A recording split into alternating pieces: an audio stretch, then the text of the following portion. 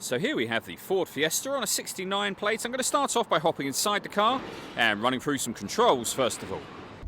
Okay, now that we're inside the car, we're going to start with the dials. Over on the left-hand side, we have the rev counter. We have the speedometer on the right-hand side. In the centre at the bottom, first of all, the coolant temperature gauge, fuel gauge, and it will show you what gear this car is in. It's an automatic. Of course, we're in park at the moment. And above that, we have the main trip computer. In the top left-hand corner, you can see the total mass of this car, which are 35,502. We have a digital readout for the speedometer being displayed in that central section. You can change that information for various things. For example, we have a trip computer, vehicle settings, we have your telephone, your audio and satellite navigation menus, and then back around to the beginning again. And the buttons that I was using to do that are just here. We have stereo and phone controls.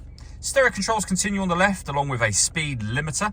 Behind the steering wheel we have the minus and plus pedals so that you can change up and down the gear manually with this automatic gearbox should you wish to do that. And then in the centre, the main touchscreen. So this is where you pair your phone. Just hit the add device. Search for your vehicle on your device and select it once it is found. Then follow the instructions on screen from there. We have satellite navigation, as I already mentioned. It's a full colour display. We've done a video that shows how this works, which you can find on our website and also on our YouTube channel as well. When it comes to audio, we've got AM, FM and DAB radio, Bluetooth audio, so you can stream your music wirelessly once you've paired your phone.